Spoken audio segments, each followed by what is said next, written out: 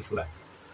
Na Roho Mtakatifu akishanishuhudia mimi sina hiana, tutazikusanya na tutashawishi wapendwa, tutaendelea kuhamasishana ili tupate pesa ya kuweza kumsaidia ndugu yetu. Hata mtu akifa hapa kanisa tunanunua jeneza, tena sio 200,000-300,000, hapana, huwa tunabanana mpaka tupate jeneza nzuri na heshima. Tunahamia nyumbani kwake na vyombo, masuala yote ya kula na nini ni kanisa. Tunapambana ili kuhakikisha mpendwa wetu anapumzishwa kwa amani. Anapumzishwa kwa amani. Wale wajane tunahudumia kama kanisa, na yatima wote tunawabeba, ili maana ndio kanisa, Biblia inavyosema dini nzuri ile inayojali, inayosaidia wajane na yatima. Kwa hiyo ndio kazi tu, azipelekwe ofisini, zinakusanywa hapo hapo, zile sadaka zinahesabiwa ni kiasi gani. Tunawaita na wengine wanaotaka kuongezea wa 10,000, 20 wanachangia pale ili tumsaidie ndugu yetu, kwa sababu uhai wa kanisa ni pale linaposaidia watu wenye matatizo. Kanisa haliwezi likawa na nguvu kama litashindwa kusaidia watu wenye shida. Inatakiwa tuwasaidie watu wenye shida, wapewe kipaumbele. Sasa je, mmekusanya sadaka mnaenda kuziweka benki, wakati ndani kuna mtu anaenda kulala na njaa? Kuna kanisa hapo? Hakuna kanisa, hicho ni chama cha kisiasa. Kwa hiyo tunasaidia kwanza watu, matatizo ya watu mbele, halafu mambo mengine baadaye. Kanisani hapa kuna wale ambao tumewanunulia cherehani. Tuna mafundi hapa wazuri tu. Tulichukua vijana ambao hawana kazi tukawapeleka kule wakafundishwa.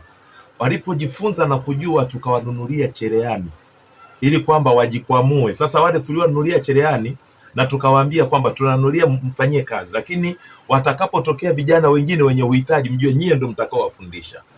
Kwa hiyo ndivyo tunavyofanya. Lakini kwa wale vijana wengine tumewanunulia bodaboda, na wengine tumejaribu kuongea na marafiki zetu wa Toyota ili watusaidie kuwapatia bodaboda, pikipiki za mkopo bila masharti makubwa. Kanisa ndio linafanya kuwadhamini, na tumewadhamini na wamepewa pikipiki na wamezifanyia kazi. Wengine wana pikipiki 2, mwingine 3 hivyo.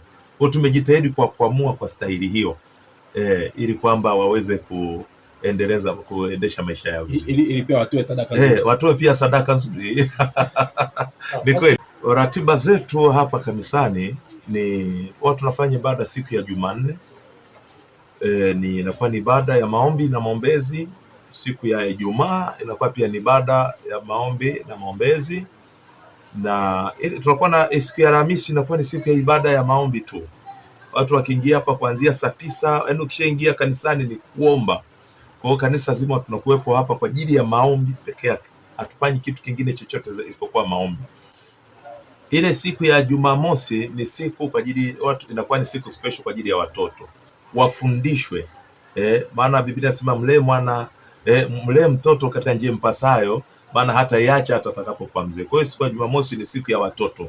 Lakini Jumapili tunakuwa na ibada ambayo inaanza saa 3 kamili mpaka saa 7:30 ndio muda wa kumaliza. Lakini Mungu akiachilia neema tunaweza tukaendelea mpaka saa ngapi kulingana na Roho Mtakatifu atakavyotuongoza. Lakini muda wa kumaliza ibada ni saa 7:30. Ndio tunamaliza 7:30 mchana. Naheshimu sana kwa sababu lazima apewe kipaumbele, kwa sababu unajua waandishi wa habari bwana ndio watu wanaofanya pia injili iende mbali. By the way, sisi hatuwachukulii tu kama waandishi wa habari, isipokuwa tunawachukulia kama watumishi wa Mungu pia, ambao wanaturahisishia kupeleka injili mbali, iende mbele. Hata Yesu katika huduma yake walikuwepo waandishi, na ndio maana aliongelea sana kuhusu waandishi, na sisi tunaamini kwa waandishi wa habari na watumishi wa Mungu hatutawasahau. Karibu. Asante. Ndio, kwanza kwa majina yangu naitwa Bishop Prince Chomba, ni askofu pia katika kanisa la Jesus Power Revival Center. Na nashukuru kwa maswali ambayo nimeweza kuulizwa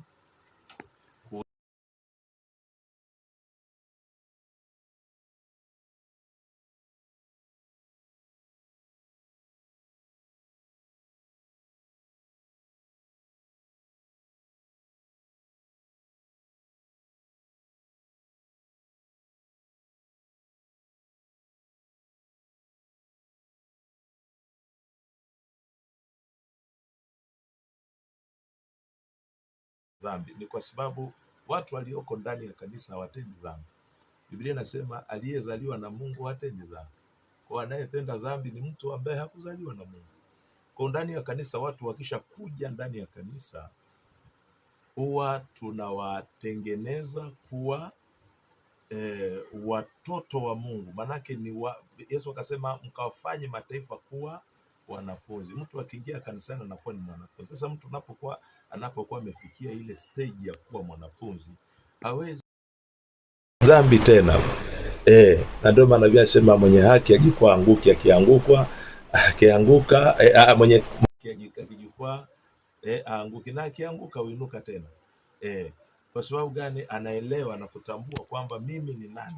Siwezi kukaa chini hadi nilipoangukia, lazima niinuke ili niweze kuendelea na huduma au niendelee na mambo mengine. Na pili nikasema kwamba mtu anayemjua Mungu hawezi kugombana na serikali yake, kwa sababu kanuni ya kimungu inasemaje?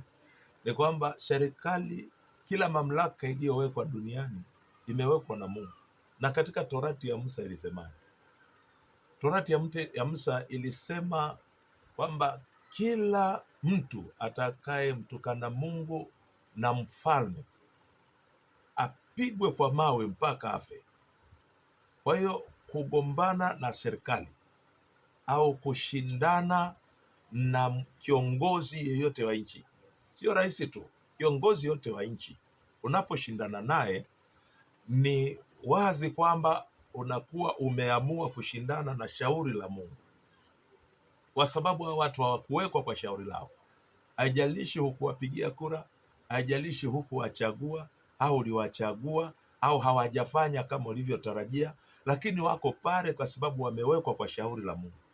Na hususan katika taifa letu la Tanzania, tunatakiwa kuwaheshimu sana hawa viongozi ambao Mungu ametupatia, kwa sababu wanajitahidi. Pamoja ni wanadamu, hawakosi kasoro, ni wanadamu, wanaweza wakawa na mapungufu kama binadamu. Hata Yesu alipokuwepo duniani, kuna wengine walimshtaki kwa sababu waliziona kasoro kwake, kwamba alienda hekaluni akamwaga chakula. Wengine walikuwa wamechukua hela ya mkopo, wakaenda wakafanya biashara, lakini hawakuelewa kuwa wanafanya kanisa, na alionekana na mapungufu, japo Biblia ilisema kwamba alimpendeza Mungu pamoja na wanadamu pia. Kwa hiyo huwezi kumridhisha kila mtu katika taifa, huwezi kumridhisha kila mtu hata katika kanisa. Kwa hiyo unapoona watu wanashindana na serikali, ni dhahiri kwamba hawajapata hiyo neema ya kumjua Mungu.